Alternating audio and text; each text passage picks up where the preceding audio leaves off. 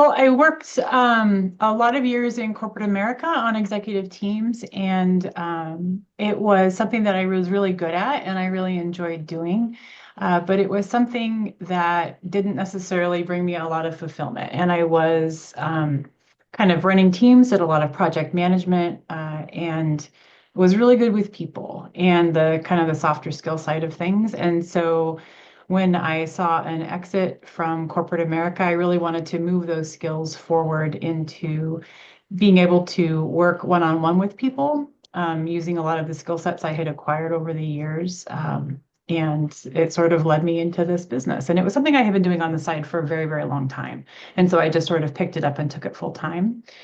So I can still, help people to work through a lot of the stuff behind all of their stuff. So really the emotion behind it, making a lot of really difficult decisions and working through the stories and some, just finding a way, finding a path, to where they want to go.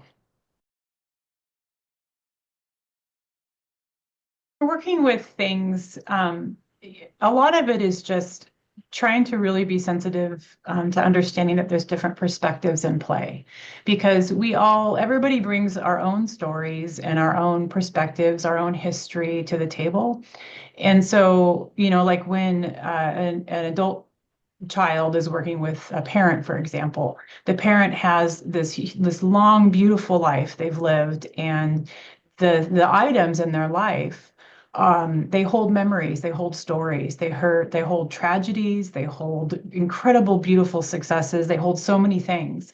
And the perspective that their adult child has doesn't understand so much of that. And so it's really a great deal of patience and listening to stories and maybe helping each other understand each other's perspectives and just kind of looking at things from different ways and and really understanding the person that you were, the person that you are now, and the person that you are going to be in the phases in your life because you've come a long way to get to where you are, and everybody moves through phases of life differently.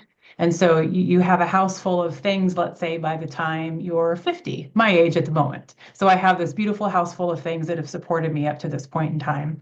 And I have another 50 years to go. And the things that I'm going to need that are going to be in my life to support me through those times are going to be very different. And when I talk to my own son about them, those things that are in my life, he may not want or he may not understand.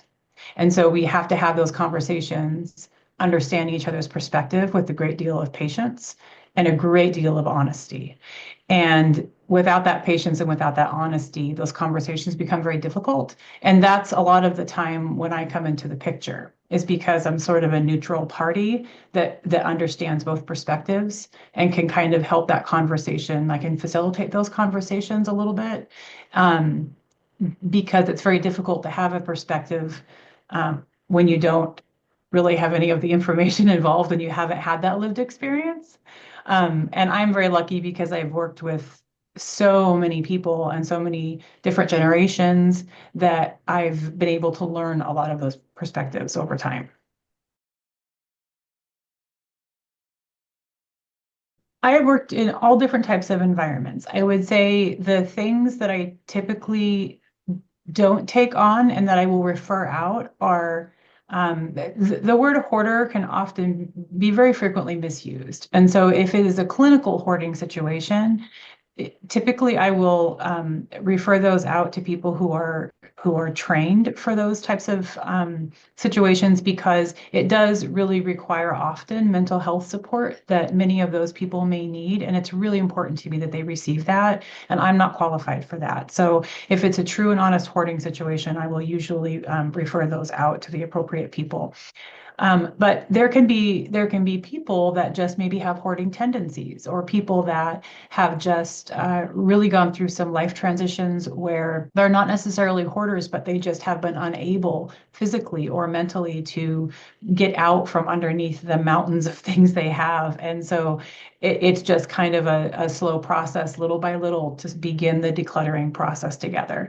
And so I'll go in and we'll just work as a team, little by little, and we'll start decluttering And often people will hire an organizer thinking they're just going to jump straight into organizing. And funny enough, that's the very last thing I do with my clients. And I tell them that right up front.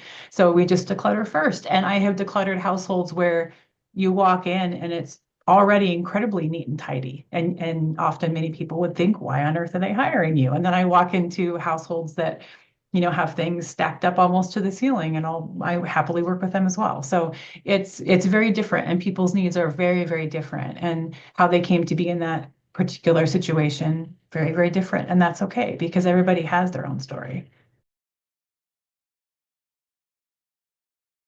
I am usually outside and it year round. I love to garden and I love to bike. And I'm usually out in the forest and we'll be hiking, fishing. I have a lot of family up in Alaska, so I zip around up there a lot of the time. And there's tons of things to do out there too. So I usually am outside enjoying the Northwest in one way or another. So.